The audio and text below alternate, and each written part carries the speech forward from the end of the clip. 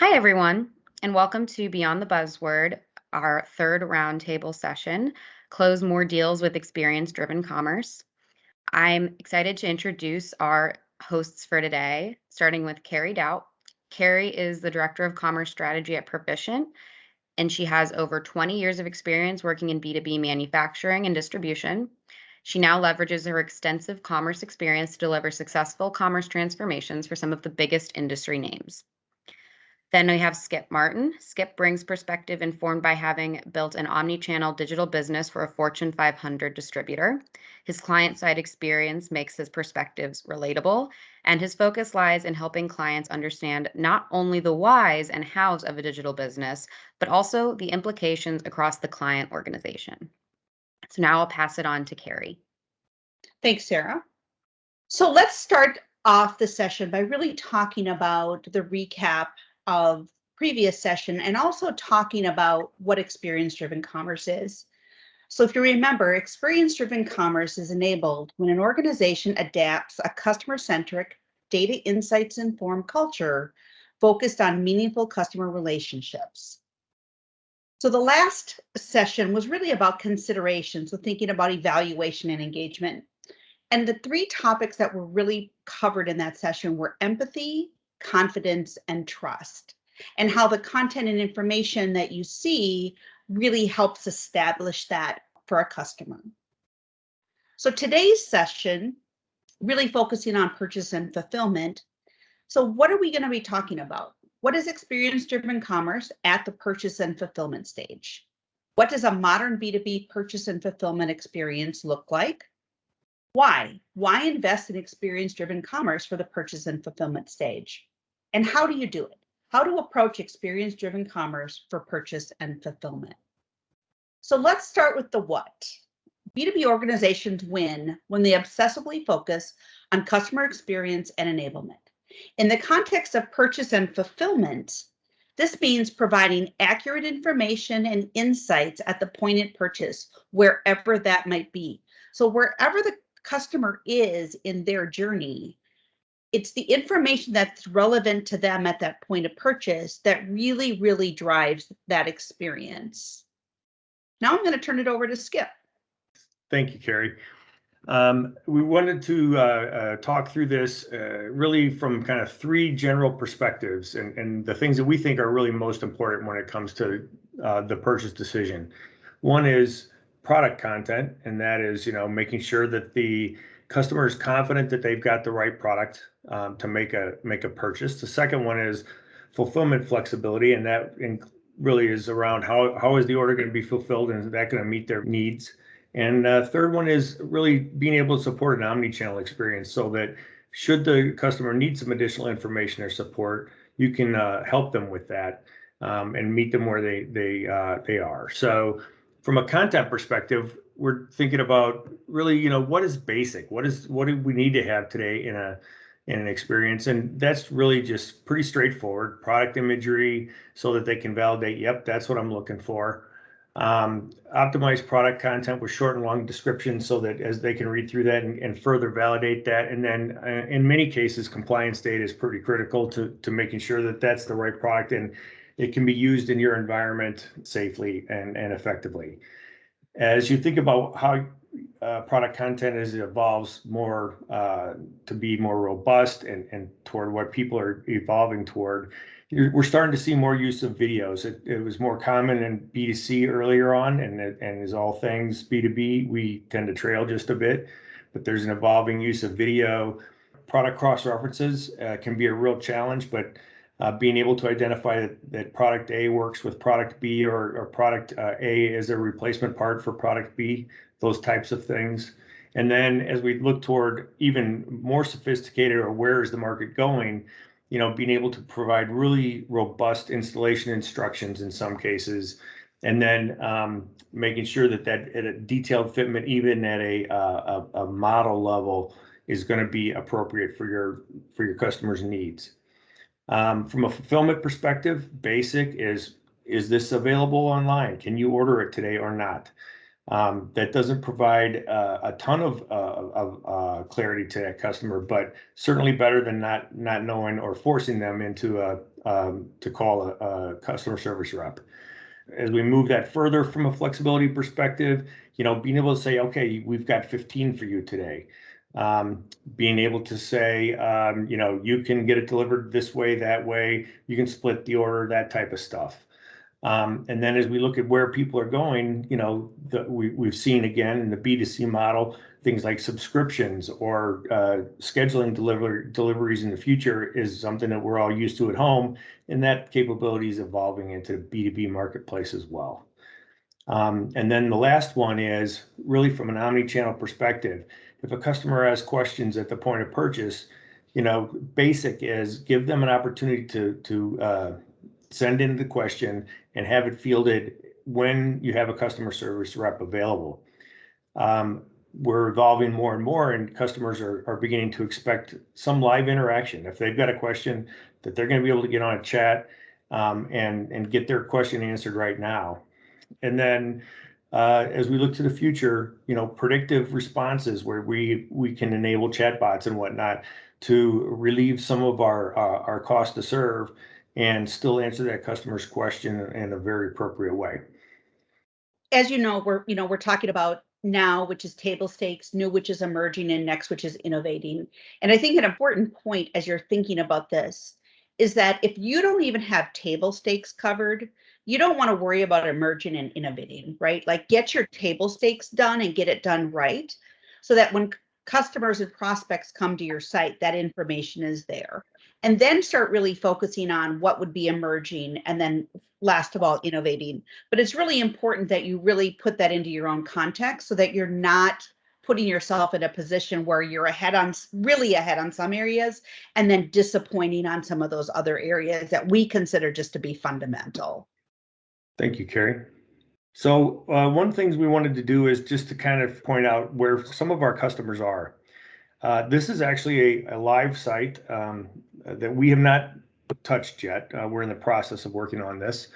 But you can see, the product data is basically non-existent. There's really very little information to help a customer make a purchase decision, whether it be when they might get it, what it's going to cost, what this thing actually is, or is it going to be able to be useful in their environment.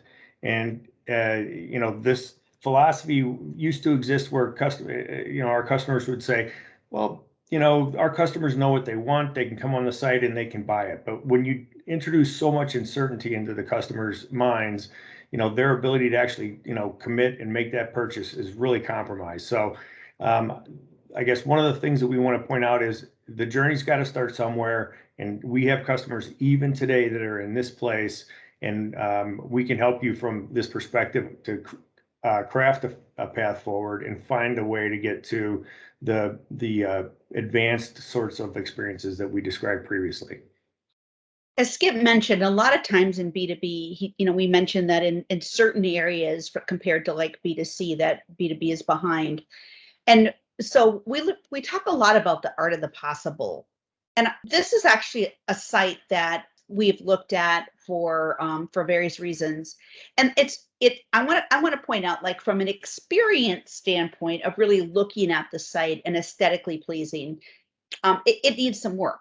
But it's a great site when it comes to the information and the content. So this is a part site, right? And some of the really cool things that they've done is they have an install video, right?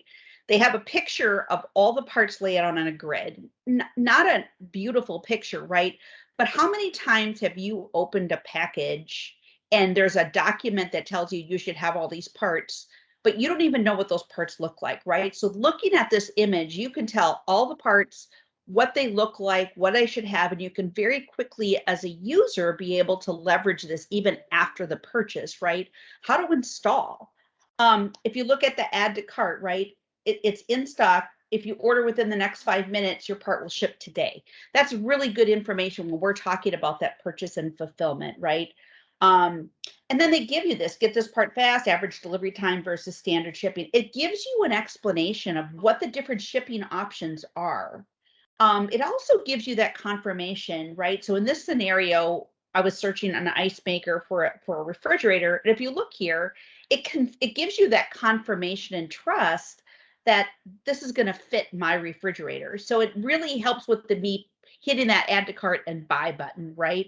And then they've also got all this additional images and content and even a video, a wire diagram that shows the parts as well. All of this information is just really valuable as you think about that purchase decision.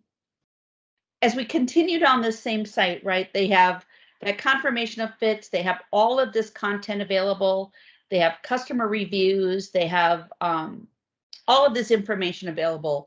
Very clearly and prominent is get in touch, we're here to help, right? Here's our hours if you want to call us, but you can email us. There's lots of ways to get a hold of them. So in this situation, if you had chat, you could add that information as well. They have a really good and usable product description, which is great. And then again, that a lot of times when you're looking, like you're in the parts business, that confirmation that it's a genuine OEM and it's going to fit is important. And they have a video that really talks about what's the value of that OEM. So again, if you look at the experience from a design perspective, you may say this is not an overly attractive site, but they have such amazing information and content, you really can overlook that. And so that's an important consideration when you're thinking about what your site looks like as well. Some of the other things that they really have that are interesting is they have troubleshooting. I have these symptoms. So here's some frequently asked questions or frequently asked troubleshooting guides. And then they have this Q&A, right? So here's other people who have done this and they have feedback for you. So it's really, again, builds that confidence in I'm willing to buy from this company because I feel so confident that they're going to be able to help me, not only just through that purchase and getting my parts, but I know that they're there for me even as I move forward, as we talk about future sessions, right? Coming up, that this is just really building that confidence from a user perspective. This is actually something I found really interesting, right? So this is a user who did this repair. Now think about it, you can put it into other context as well. But they have users who come in and say, how difficult or complicated was the repair? How long did it take? What tools did you use? So this is actually users who have actually done the repair who can come in and provide this type of feedback. Now think about if you bought if somebody, you sold something to somebody, whether it's a whole good or it's a part, whether you're selling to an OEM or you're selling to an end user, whatever your experience is, the opportunity to really provide context about that product that's valuable to the user, even about beyond like reviews, right? Like, oh, I like this product or I didn't. But think about how in the context of using the product, a user can really talk about what their experience is. So I think that just some really good examples about how that content really supports that purchase and fulfillment journey, and how this particular site does a really nice job on content and relevant information. It's not unusable information that's preventing the user from getting to what they need to do, right? It's very much in a supporting role, but it's there and it's available, and it's very, very important about building that trust. Essentially, what we're kind of trying to establish here is that you got to be able to provide clear information and options for your customers at that point of purchase when they're ready to pull the trigger, and make sure that we erase any doubt in their mind that they're making the right purchase. One, that they're going to have it when they need it, where they need it, at the price they need it, and it's going to end up fulfilling their needs. It's going to be the right fit. So when we talk about that confidence in the fit, that it's the right product, it's going to work, let's talk about what that means from building a business case, right? So in order to really invest in these type of activities, you want to know that it's going to help support your business goals and objectives, right? So one of the things we really think about, how does investing in this information, these solutions, tools, right? Because you may not have this information available in your ERP, right? You may be looking at, we need an order management system to really support this approach because our ERP doesn't have that accurate of information. So revenue acceleration is an example. So thinking about increasing your average order value, being able to have your customers and prospects be able to view real-time inventory status, think about supporting that omni-channel business model, right? So as you think about it, depending on how complex your products are, one of the things that you really think about is how can a user interact with a physical channel, as an example. Maybe I need to talk to a salesperson, or I need to talk to a technician, or I need to talk to an engineer. How do you make that transition very seamless in your experience so that your customers are able to get the answers that they need? And then thinking about how this really supports that concept of endless aisle, right? Like, this is really helping people understand how that purchase and fulfillment is really supported by your solutions. And then we think a lot about cost reduction, right? It's really about supply chain optimization, inventory management, your sales rep effectiveness. How effective are they if they can support their customers with information like this? And then how do you getting those low value tasks off of those salespeople so that they can focus on these high value activities like supporting that purchase and fulfillment? And then again, how can you get this information on your experience as part of your site can also support your cost reduction strategy, right? Reduce those calls that come into your call center and customer support team, and let them again focus on high value tasks as opposed to low value tasks. And then we think about, how does all of this information support customer satisfaction, which is going to help you then in support that loyalty and retention, which is going to follow from this purchase, right? So improve customer experience overall. I showed you that site as an example that really had so much interesting and relevant content. A user can make a purchase decision without having to call or think about it, because they're confident in the information that you're providing. And it's also going to support that concept of customer retention, because if you can do all of that and see all of that information, people are going to come back to you because it's easy to do business with you. And that's really, really important.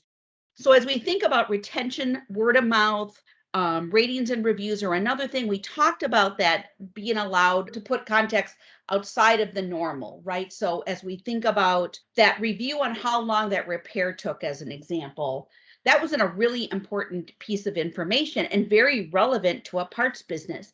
But within your organization and your business, there's probably very relevant information that you could put up there and have customers fill out and provide that similar context in your own business model and business context. So now let's talk about the how. Skip, I'm going to turn it back over to you. Thank you, Carrie. So there are a couple of base concepts that we always like to emphasize when we talk about how to get this done. One is, we need to look at this as a journey, and it's one that needs to be looked at on an ongoing basis. As you looked at the two examples we cited earlier, right? One where there was practically no content on the page, and the other one where there was very robust content and all kinds of capabilities to help the user. You're not going to get from the first example to the second example overnight. So you need to think about this as a program, and you need to understand it's going to take time, and plan out where you think you can make the most progress most quickly, and really roadmap this thing, so you don't overwhelm your team trying to get everything done at once. And the other one is, as you go through the journey, you need to use data and metrics to help you decide where to put your next focus. As with all things digital, we need to have a plan or a roadmap when we start, and then we need to use data and feedback from our customers to adjust our approach as we move along that journey. And again, this is kind of another way to think about that. As we go through the progression, really starting with crawl, first we need to just eliminate any real basic barriers at the point of purchase. Do you have a price? That's something that can be difficult to achieve, but it's very difficult to drive conversion without a price available. And then as we think forward, really going back to the previous slide, right? Roadmap this thing. You're going to need to be able to socialize capabilities that you plan to expose to the customer base throughout your organization in advance, so that they can prepare. When it comes to things like we talked about earlier, maybe you want to implement online chat.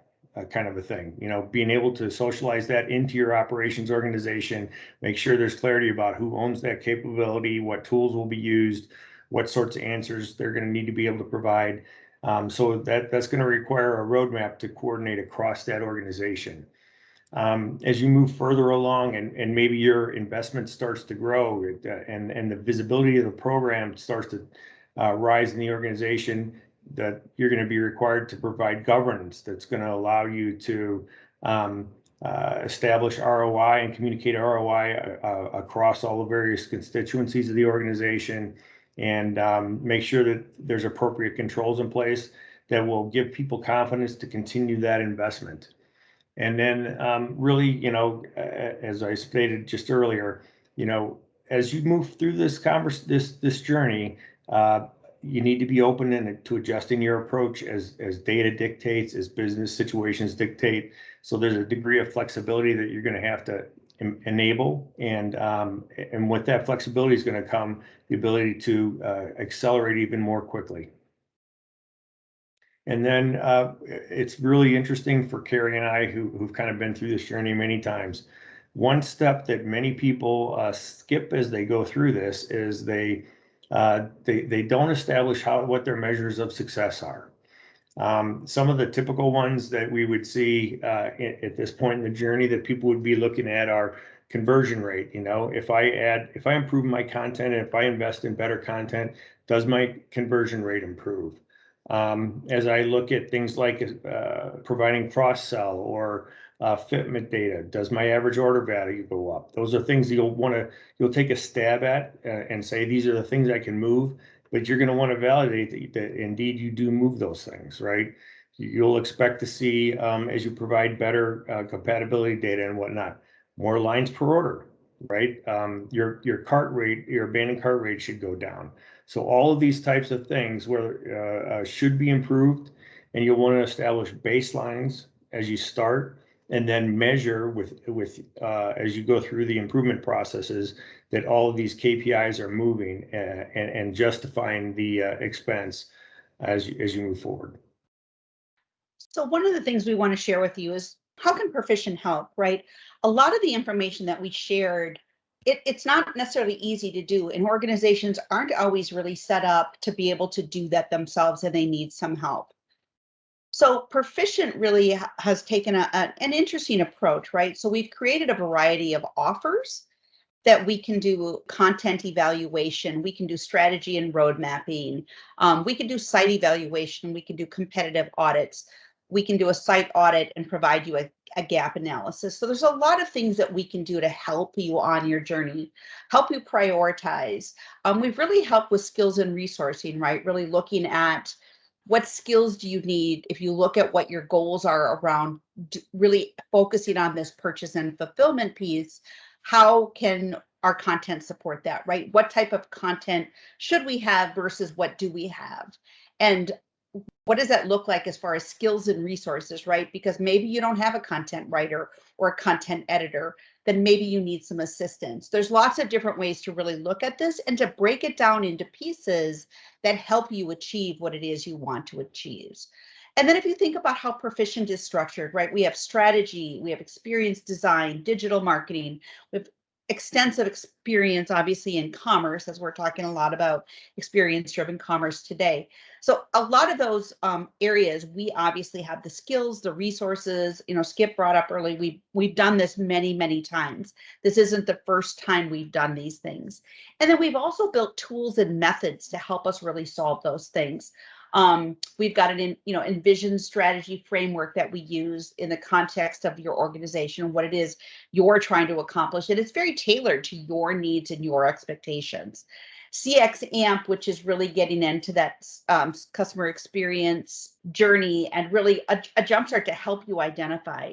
CX IQ, we've got Now New Next. We have lots of different tools that can be used and leveraged, and the experience to really back that across the Proficient organization. And we want to share case studies that are available on our website. As you think about maybe wanting to see what other companies have done, and feel free to, take advantage of looking those. We understand that that's important, that you want to build that confidence that we have done this before, and we're certainly happy to have that and share that with you as well. So we think about Watsco and Caterpillar as a couple examples. There's a lot of other, obviously, opportunities that exist, and we're happy to share the relevant stories that really would resonate with what you're looking for. So again, we really appreciate you attending this session. We really hope that this recording is valuable, the information is valuable to you. Remember, Proficient is here to help you on your digital commerce transformation journey. And we know that word is used a lot, but the reality is that we really focus on making that actionable, right? Not pie in the sky goals and visions, but actual actionable. So we look forward to you attending our session that's coming up. And then remember that the next session that'll be coming up will be on that customer post-purchase support, which is very relevant after you've completed that purchase and fulfillment. Your customer now has that product in their hand, and what do they need to really build that next piece of their journey as well. So thank you again, and we look forward to working with you in the future.